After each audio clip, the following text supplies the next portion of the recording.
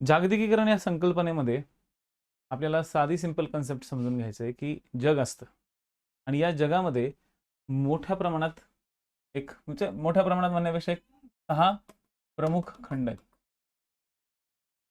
जग 6 प्रमुख खंडामध्ये विभागलेलं आहे.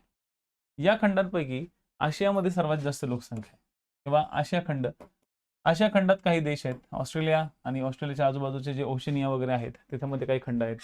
आफ्रिकेमध्ये आहेत, युरोपमध्ये काही देश आहेत, उत्तर अमेरिकेतले काही देश आहेत, दक्षिण अमेरिकेतले काही देश आहेत. ऍक्च्युअलमध्ये कोणताही देश, हे तत्व लक्षात ठेवा का मी काय म्हणतोय, कोणताही देश हा, लक्षात ठेवा का मी काय म्हणतोय ते, कोणताही देश हा पूर्णपणे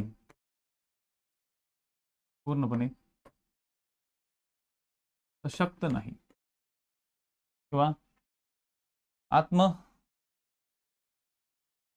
नाही किंवा स्वतःच्या पायावरती पूर्णच्या पूर्ण सिस्टीम उभा करणारा नाही. काही ना काहीतरी त्या देशांमध्ये कमी आहे. कुठं ना कुठं त्या देशांमध्ये एखादी वस्तू कमी आहे. जसं आता उत्तर अमेरिकेमध्ये शेती चांगली आहे, पण त्या ठिकाणी मसाले नाहीत. तिथं उद्योगधंदे चांगले आहेत, पण कामगार नाही. अमेरिकेतले कामगार त्या ठिकाणी नाहीत.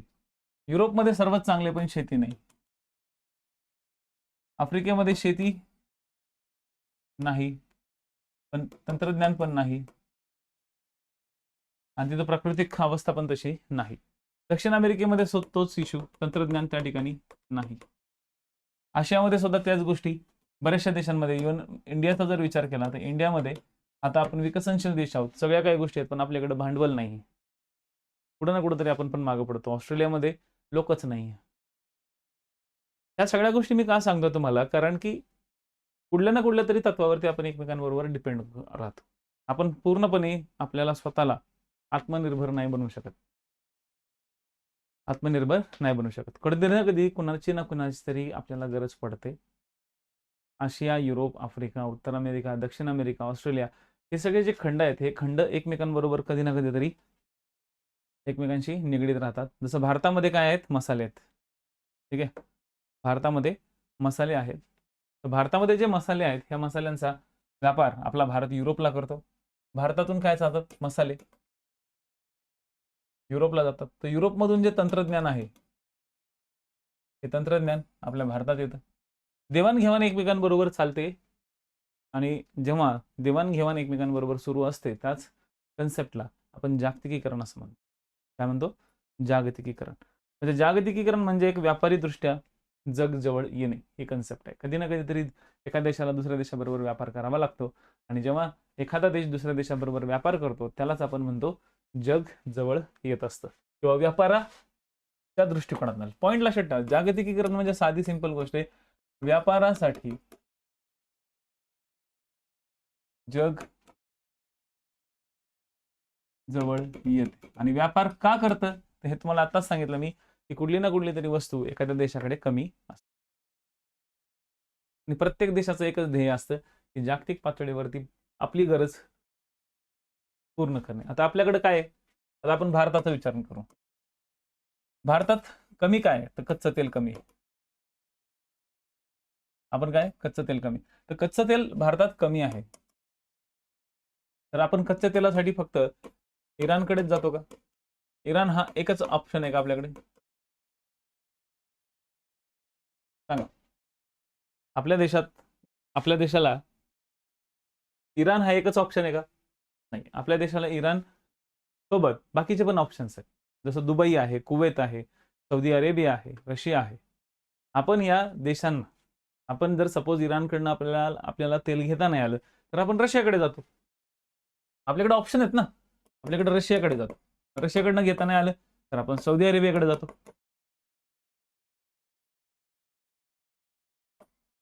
म्हणजे Iran, Iraq, Russia, Saudi Arabia कच्चं तेल आपल्या भारताला काय करतात, देतात. म्हणजे आपण आपला भारत काय करतो, हे जे कच्चं तेल आहे, हे कच्चं तेल आपला भारत आयात करतो.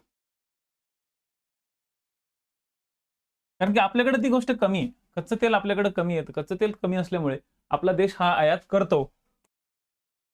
तर आपल्या देशाकडे गहू जास्त आहे, आपल्या देशाकडे मसाले जास्त आहे, आपल्या देशाकडे चहा जास्त आहे. पॉईंट लक्षात आले? आपल्या देशाकडे गहू जास्त आहे, आपल्या देशाकडे मसाले जास्त आहे, आपल्या देशाकडे चहा जास्त आहे. तर आपण ह्या गोष्टी काय आपण काय स्टोअर करून ठेवतो का किचनमध्ये जास्तीत जास्त? नाही. या गोष्टी आपण या देशांना निर्यात करतो. या देशांना ज्यावेळेस आपण एखादी वस्तू देतो तर याला म्हणलं जातं निर्यात. म्हणजे एक प्रकारे आयात आणि निर्यात अशा पद्धतीने हे दोन्ही देश किंवा दोन्ही देशांमधील जे व्यापार आहेत हे दोन्ही देशांमधले व्यापार एकदम सिस्टमॅटिकली कव्हर होतात. आणि म्हणूनच जागतिकीकरण म्हणजे नक्की काय होतं? ठीक आहे, तर जागतिकीकरण म्हणजे फक्त जगातील व्यापाराचाच विचार केला नाही जात, तर या ठिकाणी लोकांचा सुद्धा विचार केला जातो, एकमेकांच्या गरजांचा विचार केला जातो. आणि आर्थिक सुधारणेमध्ये जागतिकीकरण प्रत्येक देशाचं एक काय असतं? ध्येय असतं.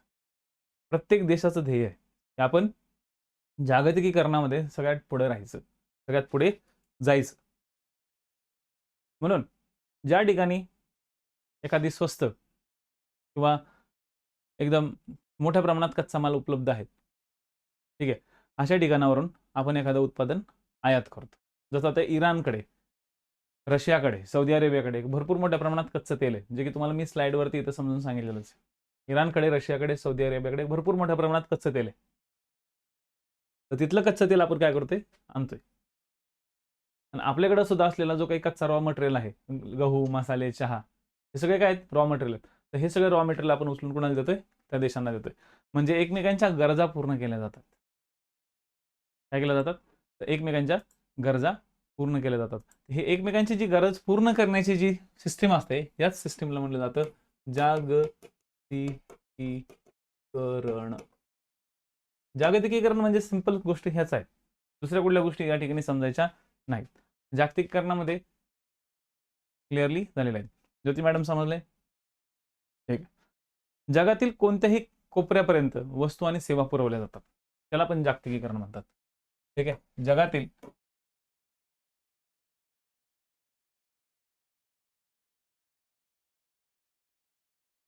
कोणत्याही वस्तू, कोणत्याही वस्तू कोणत्याही कोपऱ्यापर्यंत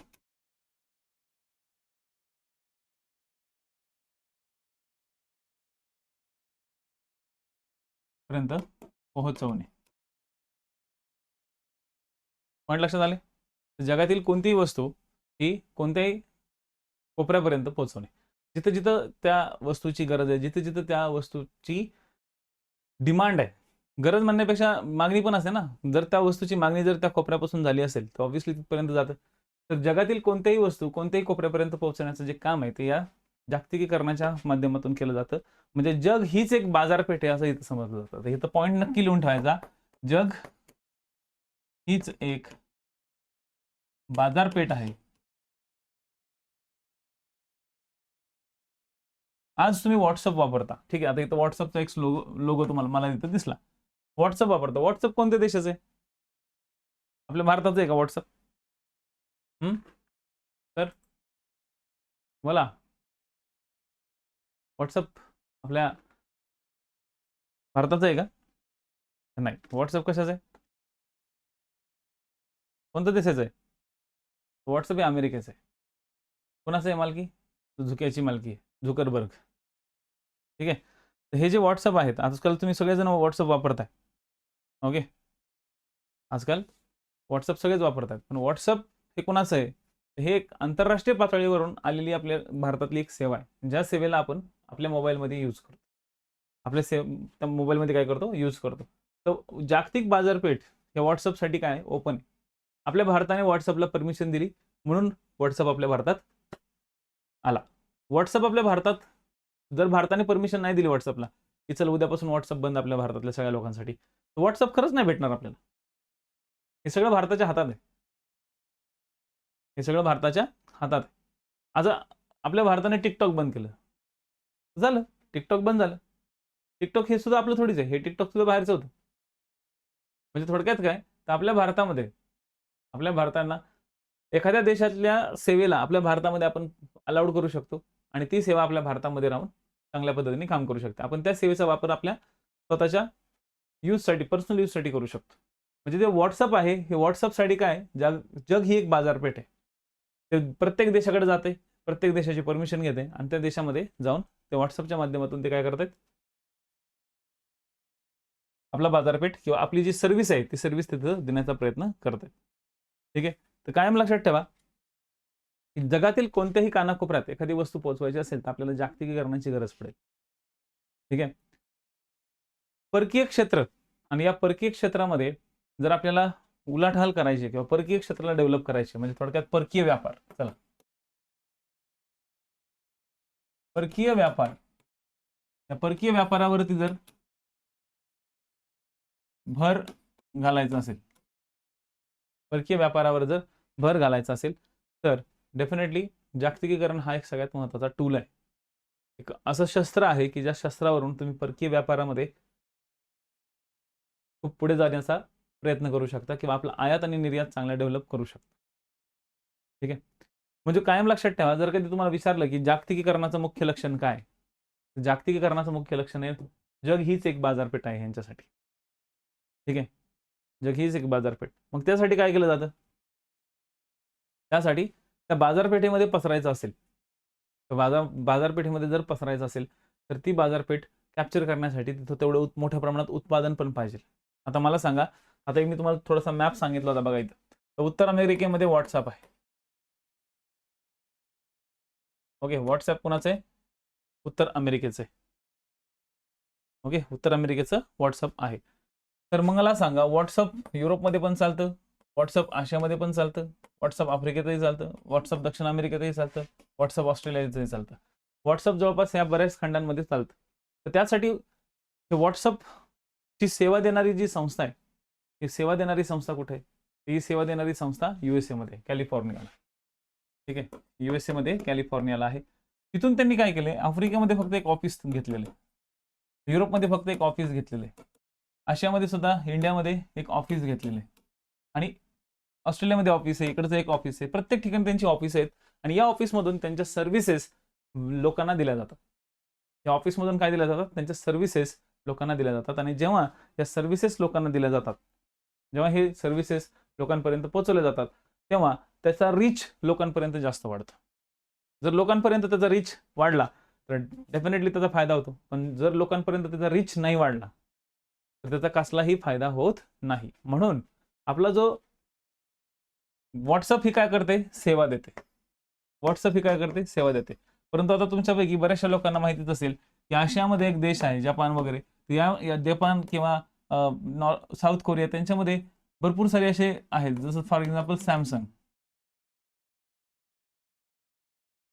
जसं एक सॅमसंगचा मोबाईल किंवा विवोचा मोबाईल किंवा ओप्पोचा मोबाईल किंवा मोटोरोलाचा मोबाईल. तर हे जे काही मोबाईल्स आहेत, हे जे काही डिव्हायसेस आहेत, हे सगळे डिव्हायसेस कुठले आहेत, बोला. हे सगळे डिव्हाइस बाहेरचे आहेत. आपले डिव्हाइस आहेत का, आपल्या भारतात बनत आहेत का, येस, आता आपल्या भारतामध्ये हळूहळू यायला लागलेत ते. आता फॉर एक्झाम्पल सॅमसंग हा एक मोबाईलचा ब्रँड आहे आणि तो फक्त जपानमध्ये स्थित आहे. सॅमसंग हा एक मोबाईलचा ब्रँड आहे, तो जपानमध्ये स्थित आहे. तो जपानमध्ये स्थित आहे, त्याला ओके जगात मागणी भरपूर आहे. त्याला जगामध्ये काय आहे, मागणी भरपूर आहे. त्याने लोकांच्या समोर खूप चॉईस ठेवलेले आहेत की तुम्हाला 8,000चा मोबाईल पाहिजे 8,000चा मिळेल, तुम्हाला 80,000चा पाहिजे 80,000चा मिळेल, तुम्हाला 2 लाखाचा पाहिजे 2 लाखाचा पण भेटेल. तुम्ही सांगा तुम्हाला काय हवंय. या कंपन्यांनी काय केलेलं आहे, तुम्हाला सांगा तुम्हाला काय हवंय, त्यानुसार तुम्हाला सगळी ऍक्टिव्हिटी मिळेल. मग जगामध्ये मागणी भरपूर तयार झाली आणि ही मागणी आशियामधून भरपूर झाली, स्पेशली इंडियामधून मागणी झाल्यामुळे ही सॅमसंग कंपनी काय आली, भारतामध्ये आली. आणि त्यांनी सॅमसंग कंपनीने भारतामध्ये ओके मोबाईल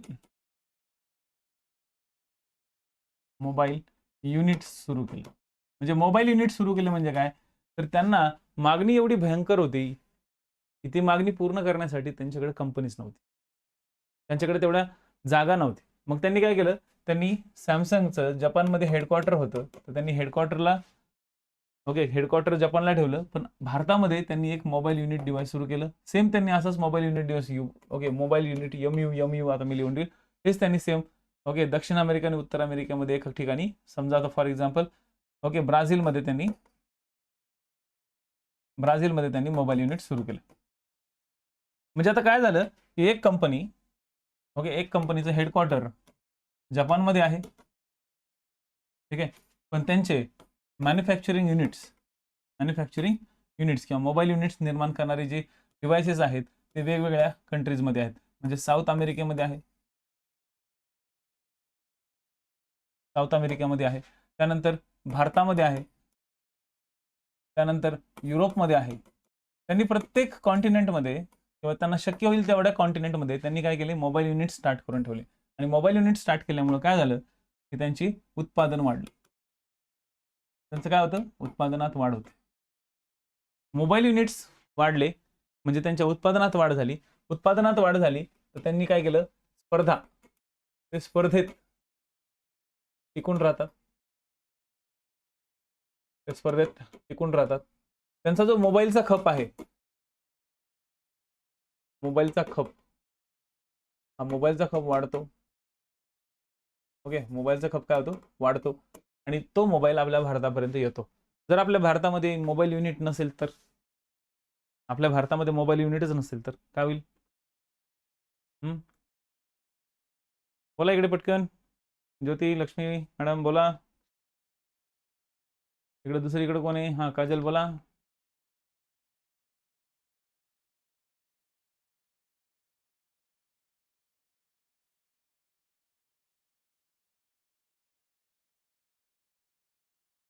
काय होईल?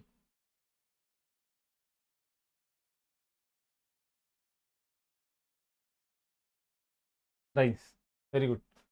काय होईल?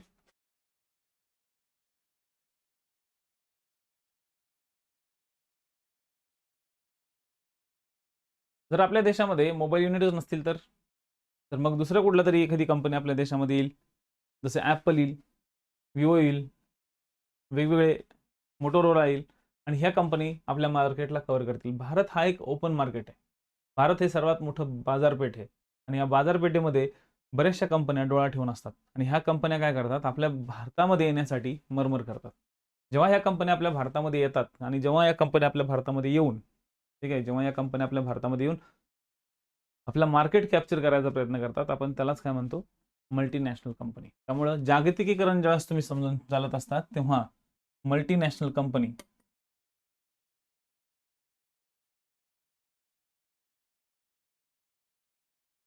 ही कन्सेप्ट तुम्हाला विचारली जाऊ शकते. त्याला बहुराष्ट्रीय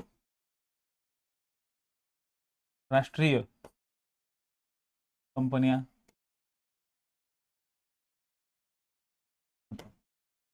काय म्हणतात, त्याला बहुराष्ट्रीय कंपन्या. या कंपन्यांचं काय असतं, या कंपन्यांचं ठीक आहे जपानमध्ये हेडक्वार्टर आहे आणि या कंपन्यांचं मॅन्युफॅक्चरिंग कुठे चाललंय, इकडे चाललंय.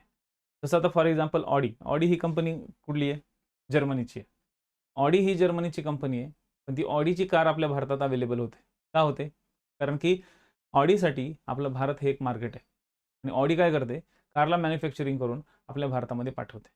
म्हणजे ही जर्मन टेक्नॉलॉजी आपल्या भारताला मिळते आणि त्याच टेक्नॉलॉजीच्या आधारावरती आपल्याकडच्या महिंद्रा किंवा टाटा ह्या ज्या आपल्या भारतीय कंपनीचे ब्रँड आहेत, या भारतीय कंपनीच्या ब्रँडनी सुद्धा आपल्या स्वतःच्या गाड्या कशा बनवलेल्या आहेत, एकदम चांगल्या पद्धतीने बनवलेल्या. ठीक आहे, चांगल्या पद्धतीने बनवलेल्या आहेत. त्यानंतर मोठे मोठे जे हॉटेल्स आहेत, ठीक आहे, मोठे मोठे जे हॉटेल्स आहेत, हे जे हॉटेल्स आहेत त्या हॉटेल्समध्ये सुद्धा परकीय लोक आजकाल आपल्याकडे यायला लागलेले आहेत. मोठे मॅक्सिमम जे 5 स्टार हॉटेल्स आहेत, 5 स्टार हॉटेल्समध्ये जे काही इन्व्हेस्टमेंट आहे ना, ही परकीय लोकांची इन्व्हेस्टमेंट जास्त असते. कारण की त्या लोकांना हॉटेल मॅनेजमेंटच्या बऱ्याचशा गोष्टी माहिती राहतात. हॉटेल मॅनेजमेंट ॲक्टिव्हिटी त्यांना माहिती असतात, व्यवस्थापन माहिती असतं आणि भारतामध्ये आजकाल हॉटेल इंडस्ट्री डेव्हलप होत आलेली आहे. रिसॉर्ट ही इंडस्ट्री डेव्हलप होत चाललेली. त्याच्यामुळे हे मॅक्सिमम लोक इन्व्हेस्टमेंट करण्याच्या पॉईंट ऑफ व्ह्यूने इथं येण्याचा प्रयत्न करतात. ठीक आहे, ह्या सगळ्या ॲक्टिव्हिटी लक्षात ठेवा. म्हणून जागतिक पातळीवरती जागतिकीकरणाची ही जी कन्सेप्ट आहे ना, ही खूप मोठी आहे. ठीक आहे, त्याच्यामध्ये सगळ्यात इम्पॉर्टंट गोष्ट असते ते म्हणजे व्यापार. दुसरी गोष्ट असते म्हणजे व्यवहार. तिसरी गोष्ट असते म्हणजे ओके, या सगळ्या ॲक्टिव्हिटीमधून देशाचा विकास पण झाला पाहिजे. ठीक आहे, तर तिथं भरपूर काही गोष्टी येतात, म्हणजे त्यामध्ये नियम येतात, बाजारपेठ येते, ओके, कर रचना येते, आयात निर्यातीचं शुल्क येतं, दोन देशांबरोबर असलेले एकमेकांच्या बरोबरचे असलेले संबंध येतात. ठीक आहे, तर या सगळ्या गोष्टी येतात. म्हणूनच बघा, जागतिकीकरण ही एक छोटीशी गोष्ट नाही आहे, ही खूप व्यापक गोष्ट आहे. आणि म्हणूनच ह्या जागतिकीकरणाच्या चर्चेवरून आपल्याला त्या जागतिकीकरणाचे टूल्स समजणं खूप गरजेचं आहे, की जागतिकीकरणातून होतं काय नक्की. ठीक आहे, जागतिकीकरणातून होतं काय नक्की. कारण की जागतिकीकरणातून तुम्हाला मी काय सांगितलं, की जागतिकीकरणातून व्यापार वाढतो. बघा, पहिला गोष्ट तर हे मल्टीनॅशनल कंपन्या वाढतात, दुसरी गोष्ट आहे व्यापार. आणि जेव्हा व्यापाराची गोष्ट येते ना, तर WTO ही संघटना नक्की येते. जेव्हा कन्सेप्ट व्यापाराची येते तेव्हा WTO ही कन्सेप्ट त्या ठिकाणी नक्की येते. आणि त्याचबरोबर आंतरराष्ट्रीय पातळीवरती असलेल्या काही संघटना, ओके, ज्या की काय करतात, भांडवल निर्माण करतात किंवा भांडवल पुरवतात. कुठं ना कुठं तरी आपल्याला भांडवल, व्यापार, मल्टीनॅशनल कंपनीज आणि एक इंटरनेटचं जाळं, हा चौथा पण पॉईंट लक्षात ठेवा. जर इंटरनेट असेल तर जागतिकीकरण चांगल्या पद्धतीने होतं. त्यामुळे चौथा जो पॉईंट आहे तो आहे इंटरनेट. आज इंटरनेटच्या माध्यमातून आपण एकमेकांना कॉलिंग करू शकतो, व्हॉट्सअप कॉलिंग मस्तपैकी चालते, बरोबर. इंटरनेट हाच सगळ्यात महत्त्वाचा भाग असतो. इंटरनेटची जी कॉलिंग आहे किंवा इंटरनेटचा जो पॅटर्न आहे तो सगळ्या या ठिकाणी डेव्हलप होतो. म्हणूनच आजकाल बहुराष्ट्रीय कंपन्यांनी एक खूप मोठ्या प्रमाणात आपल्या भारतात सुळसुळाट तयार केलेला आहे. आणि तसंही लक्षात ठेवा की डिपार्टमेंटच्या पॉईंट ऑफ व्ह्यूनी जेव्हा आपण जागतिकीकरणाची गोष्ट समजून घेतो तेव्हा डिपार्टमेंटच्या पॉईंट ऑफ व्ह्यूनी सगळ्यात इम्पॉर्टंट पार्ट हाच आहे. तुम्हाला ह्या 4 कन्सेप्ट लक्षात आल्या पाहिजे. इंटरनेटमुळे काय बदल झालेला आहे, मल्टीनॅशनल कंपन्यांनी काय बदल केलेला आहे, व्यापारामध्ये WTOचा रोल काय, आणि संघटना ज्यामध्ये IMF आणि WTO म्हणजे sorry IBRD, international bank for reconstruction and development, या IBRDचा रोल काय, त्याला आपण वर्ल्ड बँक म्हणतो, यांचा आपल्याला रोल कळणं गरजेचं आहे. ठीक आहे, यांचा आपल्याला रोल कळणं गरजेचं आहे. ठीक आहे, जागतिकीकरणाची व्याप्ती खूप मोठी आहे. जागतिकीकरणाच्या व्याप्तीमध्ये आपण खूप काही ऍक्टिव्हिटी बघू शकतो. जागतिकीकरणाची साधने पण भरपूर. तर आता नेक्स्ट पॉईंटला, जागतिकीकरणाची साधने. जागतिकीकरण कधी शक्य होतं?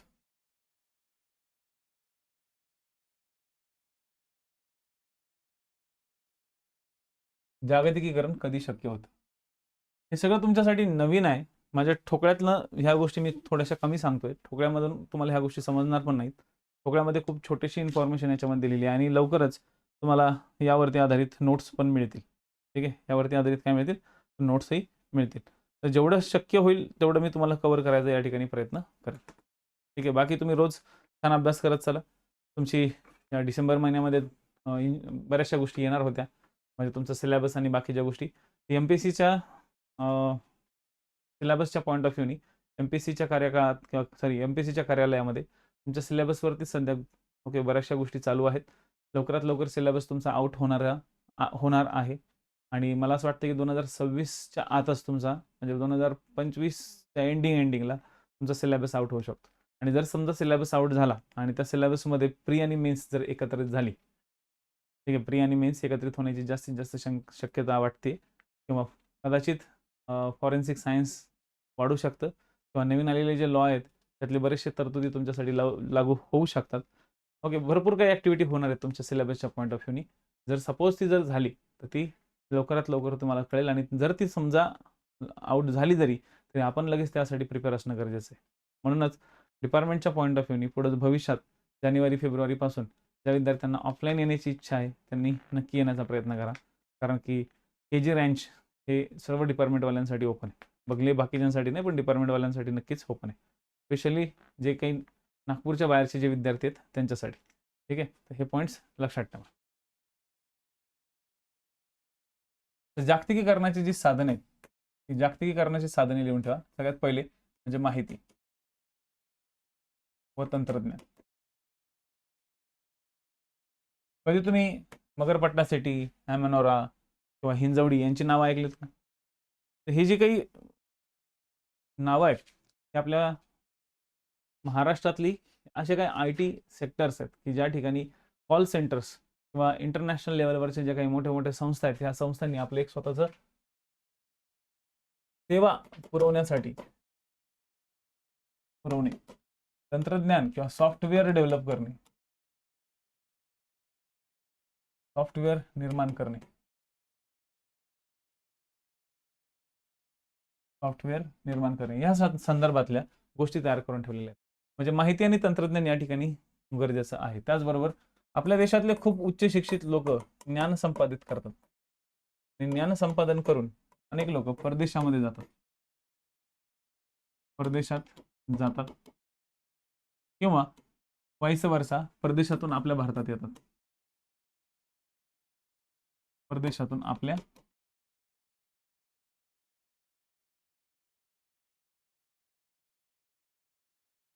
भारतात येतात. ज्ञान संपादन करण्यासाठी परदेशात जातात किंवा परदेशातून आपल्या भारतात येतात. ही जी ऍक्टिव्हिटी आहे ही ऍक्टिव्हिटी या ठिकाणी चालत राहते. म्हणून ज्ञान संपादन ज्ञान ही सुद्धा एक महत्वाची गोष्ट आहे. ह्याच्याद्वारे सुद्धा जागतिकीकरण चांगलं होऊ शकतं.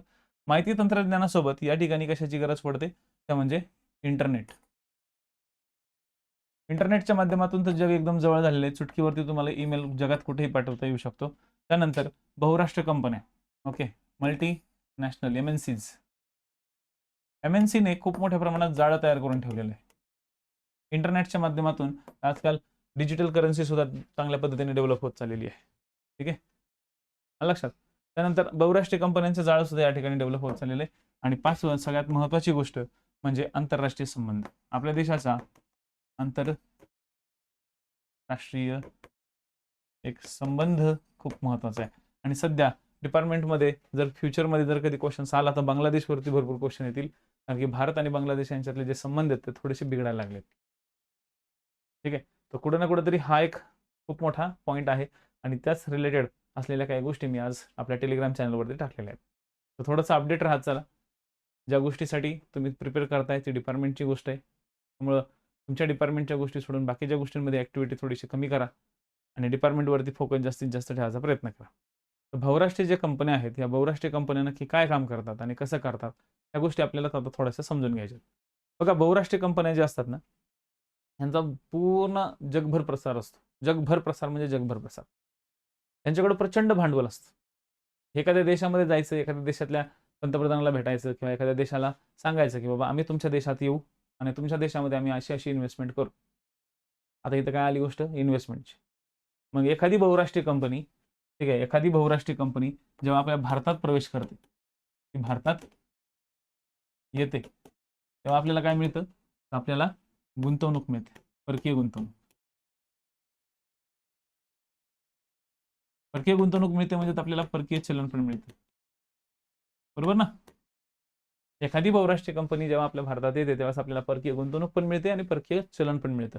आणि याच्यामुळेच बऱ्याचशा मोठ्या प्रमाणामध्ये आपल्या भारतामध्ये परकीय गुंतवणूक होते. आता फॉर एक्झाम्पल काही 2-3 दिवसापूर्वी मी एक न्यूज वाचली होती की रत्नागिरीमध्ये आपल्या कोकणामध्ये एक इटालियन कंपनी आलेली आहे आणि जी इटालियन कंपनी केमिकल बनवते आणि एवढी घातक केमिकल आहेत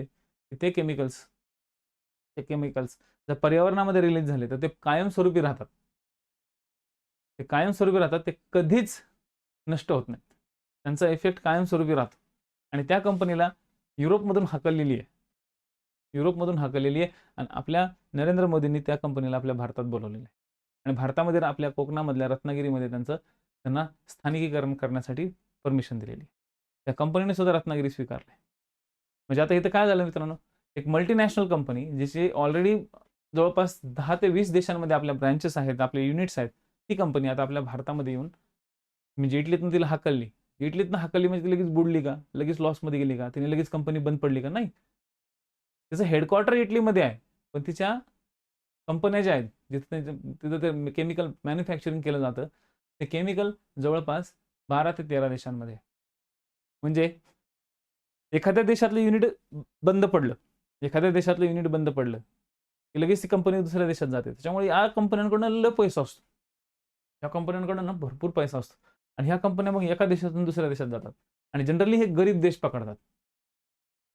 जनरली काय करतात? गरीब देश पकडतात आणि त्या गरीब देशाला हे सांगतात की आम्ही तुमच्याकडे गुंतवणूक करू, आम्ही तुमच्याकडे गुंतवणुकीचा मोठा मोठा डोंगर तयार करू आणि तुम्ही फक्त काय करा, आम्हाला तुमच्या देशामध्ये थोडीशी जागा द्या. देशामध्ये थोडीशी जर जागा दिली तर डेफिनेटली आपल्या देशासाठी थोडेसे पर्यावरणाला घातक गोष्टी होतील, पण आपला देश काय विचार करतो इथं, की पर्यावरण सांभाळायचं की विकास सांभाळायचा. अशा वेळेस गरीब देशाला सुद्धा असा मोठा प्रश्न निर्माण होतो, की पर्यावरण बघायचं की विकास बघायचा. जर पर्यावरण बघत बसलो, तर ही कंपनी दुसऱ्या देशात जाईल आणि दुसऱ्या देशाला पैसा देईल आणि ह्या कंपनीला जर आपण आपल्याकडे जर व्यवस्थित सेटलमेंट दिली आणि तिला थोडंसं सांगितलं, की बाबा तू सेटल हो, पण तुझा पर्यावरणाचा, तुझ्या केमिकलचा पर्यावरणाला त्रास नाही झाला पाहिजे. त्याच्यासाठी जर त्या कंपनीवरती जर समजा काही बंधनं घातली, ओके, जर काय बंधनं घातली, तर डेफिनेटली काय होईल? तर एक प्रकारे चांगला फायदा होईल. मला हेच मग तुम्हाला सांगायचंय, की या ज्या कंपन्या आहेत, या कंपन्या बरोबर पुढच्या एखाद्या देशाची मजबुरी बघून त्या देशामध्ये एंट्री करतात आणि ह्यांना आहे ना मार्केटिंग स्किल खूप भारी जमते. या कंपन्यांना मार्केटिंग स्किल खूप छान जमते आणि मार्केटिंग स्किल जमल्यामुळे या कंपन्या पुढच्या देशावरती हावी होतात नंतर. ठीक आहे. म्हणून बहुराष्ट्रीय कंपन्या, ठीक आहे, बहुराष्ट्रीय कंपन्या या पूर्णपणे आपला बिझनेस आपल्या देशामध्ये आणत नाहीत. मग आपल्या देशाबरोबर काय करतात? ते फक्त डील करतात. आपल्या देशातल्या एखाद्या कंपनीबरोबर पार्टनरशिप करतात किंवा आपल्या देशातल्या मेन देशातल्या एखाद्या कंपनीबरोबर, सरकारी कंपनीबरोबर पार्टनरशिप करतात आणि आपल्या देशामध्ये काम करायला सुरुवात करतात. ठीक आहे. ही जी कंपनी काय असते, ओके, या कंपनीच्या 2-3 गोष्टी लक्षात ठेवा. या कंपनीचं मुख्यालय कधीच आपल्या देशात नसतं. दुसऱ्या देशात नसतं. कंपनीचं मुख्यालय त्याच्या मदर देशामध्ये असतं. मदर देश म्हणजे त्यांचा जो मूळ देश आहे ना, त्यांच्यातच असतं. पण यांच्या शाखा पूर्णपणे भारतामध्ये इकडं-तिकडं किंवा जगभरामध्ये पसरलेल्या असतात. एखाद्या देशामध्ये ह्यांना हाकललं, एखाद्या देशातून ह्यांना हाकललं, तरी ह्यांना काही फरक पडत नाही. ह्यांना सगळ्या गोष्टी तिथे सिस्टमॅटिकली भेटत असतात दुसऱ्या देशात. ठीक आहे. त्यामुळं एका देशातली युनिट, एका देशातली कंपनी बंद पडली, तरी ह्या मल्टीनॅशनल कंपनीचा जो इन्कम आहे, तो इन्कम कधीही बंद होत नाही. तो इन्कम चालूच राहतो आणि म्हणून अशा कंपन्या आर्थिक वाढ आणि आधुनिकीकरण तर करतच असतात, पण स्वतःचा कधी लॉस होऊ देत नाहीत. पण अशा कंपन्या आपल्या देशात जर आल्या, तर त्या देशामध्ये त्या मोठ्या प्रमाणात काय करतात? आपल्या प्रॉडक्टचा प्रसार करतात. आता इथे एक गोष्ट लक्षात ठेवा. जागतिकीकरणामधून आपण एक ते इंटरनेट पण बघितलं. इंटरनेटच्या माध्यमातून, Facebookच्या माध्यमातून, इंटरनेटच्या माध्यमातून आलेलं माहिती तंत्रज्ञान आणि त्या माहिती तंत्रज्ञानमधील असलेले काही ॲप्स, Facebook, Instagram हे कुणाचं आहे सगळं? Facebook, Instagram, WhatsApp हे सगळं झुकरबर्गचं आहे. ठीक आहे. YouTube काय आहे? YouTube सुद्धा हे बाहेरचंच आहे. YouTube सुद्धा बाहेरचं आहे. मी ह्या ॲपवरनं जे शिकवतोय तो सुद्धा ॲप बाहेरचाच आहे. त्याचं सुद्धा डोमेन बाहेरचं आहे. Google सुद्धा बाहेरचंच आहे. हे सगळं मला Googleवरतीच ॲक्सेस करावं लागतंय ना शेवटी. आपल्या थोडीच सर्च इंजिन आपल्या भारतातलं आहे. आपल्या भारताचं सर्च इंजिन नाहीये का?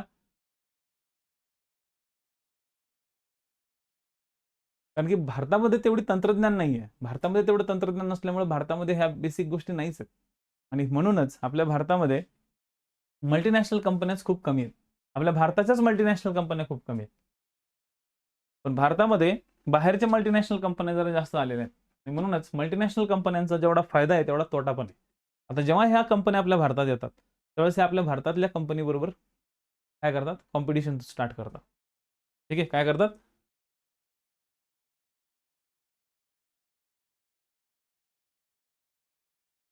फॉर एक्झाम्पल, तुम्ही सगळ्यांनी लोकांनी कॅडबरी खाल्ली असेल. खाल्ली ना कॅडबरी? ही जी कॅडबरी आहे, ह्या कॅडबरीने आपल्या देशातील अमूल कंपनीला कॉम्पिटिशन क्रिएट केली होती. अमूल कंपनीची सुद्धा कॅडबरी होती. अमूल कंपनीच्या सुद्धा गोष्टी होत्या. भरपूर साऱ्या अशा कंपन्या होत्या, की ज्या कंपन्या त्यांचे ब्रँड नेम एकदम युरोपियन होते. परंतु त्या कंपन्यांनी आपल्या देशामधल्या अगदी तोंडाला लावण्याच्या क्रीमपासून मॉइश्चरायझरपर्यंत, ठीक आहे.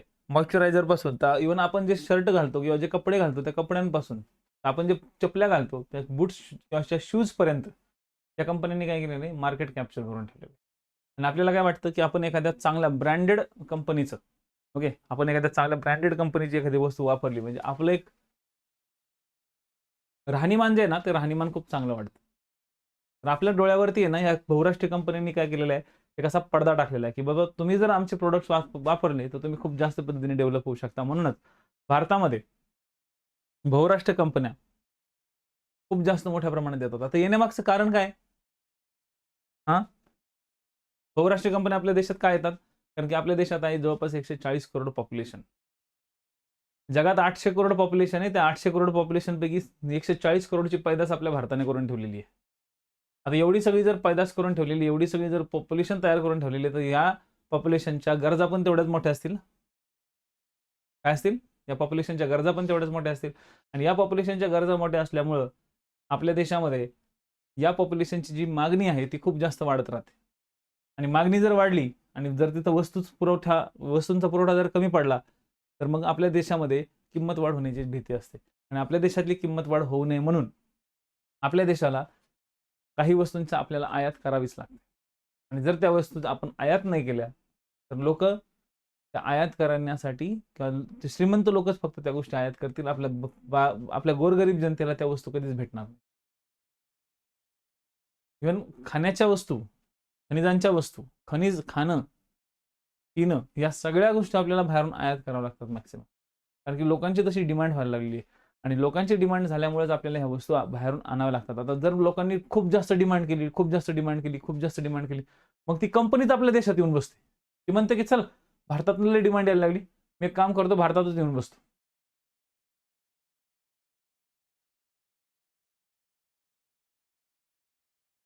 ठीक आहे.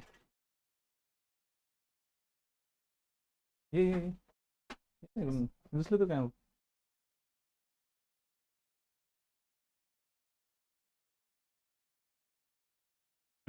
ती कंपनी काय करते? ती कंपनी काय म्हणते? भारतातच येऊन बसतो आम्ही. आता भारतातून एवढी मोठी डिमांड तयार झालेली आहे, भारतातून एवढ्या मोठ्या प्रमाणात ऍक्टिव्हिटी डेव्हलप झालेली आहे, तर आपण काय करू? भारतातच जाऊन बसू. म्हणजे आधी पहिले भारतीय लोकांना येड लावायचं. ठीक आहे. आधी पहिले काय करायचं? भारतीय लोकांना येड लावायचं. भारतीय लोकांना स्टँडर्ड आहे, स्टँडर्ड आहे, माझा खूपच हाय लेवलचा स्टँडर्ड आहे, असं गोष्टी करत करत करत करत डेव्हलप करायच्या. आणि त्याच्यानंतर काय करायचं? त्यानंतर भारतातच येऊन बसायचं.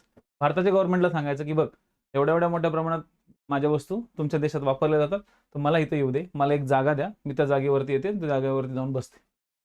आणि ही कंपनी ज्यावेळेस भारतात येते त्यावेळेस ती हळूहळू भारतातल्या सगळ्या लोकांना काय करते? मार्केट कॅप्चर करायचा प्रयत्न करते. आणि ज्यावेळेस हे भारतातल्या सगळ्या लोकांचं मार्केट कॅप्चर करायचा प्रयत्न करते, आपण यांनाच काय म्हणतो? बहुराष्ट्रीय कंपनी. ह्याच आहेत मल्टीनॅशनल कंपनीज. या मल्टीनॅशनल कंपनीज जशा दिसतात तशा नसतात. या हळूहळू आपला बाजारपेठ खूप जबरदस्त वाढवतात. आणि या कंपन्यांना आपल्या भारतात येण्यासाठी 2 रूट सगळ्यात महत्त्वाचे आहेत. एक म्हणजे हे फॉरेन डायरेक्ट इन्व्हेस्टमेंट करतात, FDI, जे की तुम्हाला मी आधी सांगितलं होतं. मग FDI मध्ये काही असतो जो की ऑटोमॅटिक रूट असतो, आणि काय असतो की जो गव्हर्नमेंटला विचारून आणलेला जो रूट असतो तो असतो. आणि दुसरं करतात की या ज्या कंपन्या आहेत, जर या कंपन्या आपल्या भारतात नाही आल्या, तर मग या कंपन्या काय करतात? आपलं स्वतःचं एक युनिट जे आहे ते दुसऱ्या कुठल्या तरी कंपनीबरोबर मॅच करतात. म्हणजे फॉर एक्झाम्पल, मोठ्या मोठ्या कंपन्या काय करतात? भारतातल्याच एखाद्या छोट्या कंपनीमध्ये इन्व्हेस्टमेंट करतात आणि आपल्या भारतामध्येच आपलं कुठलं तरी एक अस्तित्व टिकवण्याचा प्रयत्न करतात. तर ही गोष्ट लक्षात ठेवा. ह्या गोष्टी तुम्हाला समजणं गरजेचं आहे. ठीक आहे. या गोष्टी तुम्हाला समजणं गरजेचं आहे. इनडायरेक्ट म्हणजे एक तर डायरेक्ट इन्व्हेस्टमेंट करणार किंवा कुठून तरी इनडायरेक्ट इन्व्हेस्टमेंट करणार, पण आपल्या देशामधून ऍक्टिव्हिटी करणार. आपल्या देशामधून ही ऍक्टिव्हिटी करणार. आणि ह्या सगळ्या इम्पॉर्टंट गोष्टी, या सगळ्या इम्पॉर्टंट गोष्टी या ठिकाणी येतात. पॉईंट लक्षात आले? मला असं वाटतंय की आंतरराष्ट्रीय पातळीवरती ज्या काही कंपन्या या ठिकाणी पसरलेल्या आहेत किंवा जागतिकीकरणाच्या बाजूने किंवा जागतिकीकरणाच्या साधनांमध्ये आलेल्या आहेत, ते तुम्हाला कव्हर झालेले असतील. तर जागतिकीकरणाची साधनं कोणती? माहिती तंत्रज्ञान. तुमच्या देशात माहिती तंत्रज्ञान नाही ना? जर तुमच्या देशात माहिती तंत्रज्ञानच नाही तर समजून चालायचं तुमच्या देशात जागतिकीकरण नाही. तुमच्या देशामध्ये जर ज्ञानच नाहीये आणि तुम्ही ज्ञान संपादनाच्या गोष्टीच केल्या नाही, तर तुमच्याकडे जागतिकीकरण होणार नाही. त्याच्यातली कुठलीही एक वस्तू जर नसेल, ओके, कुठलीही एखादी वस्तू नसेल, तर तुमच्याकडे जागतिकीकरण, ग्लोबलायझेशन होऊ शकत नाही. त्यामुळे आंतरराष्ट्रीय संबंध सुद्धा लय महत्वाचे. आता रिसेंटली पुतीन काका आपल्या भारतात भेटायला आले मोदीजींना. पुतीन आले, पुतीन बरोबर व्यापारी गोष्टी झाल्या असतात, ते थोडीच चहा प्यायला, नाश्ता करायला आले होते, त्यांना पोहे थोडीच खायला आले, बरोबर ना? ते काही ना काहीतरी इथं ढोकळा थोडीच खायला आले. ठीक आहे. ते कायसाठी आले? ते आपल्या देशाबरोबर असलेले जे काही संबंध आहेत. आता रशियाला सध्या गरज कशाला आहे? रशियाला गरज आहे युद्धामध्ये सपोर्टची. तर भारतने सरळ सांगितलं की बाबा मी तुझ्याला डायरेक्ट सपोर्ट देणार नाही, मी तुला शस्त्र देणार नाही, मी तुला सैनिक देणार नाही. मग रशिया म्हणे एक काम कर, माझ्याकडे भरपूर तेल आहे, ते तेल तू घे आणि मला तेलाचा पैसा दे, मी तुला कमी स्वस्तात मस्त तुला पैसे देतो आणि गरज पडली तर डॉलरमध्ये पण घ्यायची गरज नाही, तू रुपयामध्येच तेल घेऊन जा. ही गोष्ट आपल्यासाठी चांगली आहे ना. जर आंतरराष्ट्रीय संबंध चांगले झाले रशियाबरोबर, आजकाल रशियाबरोबर आपले संबंध खूप चांगले व्हायला लागलेत.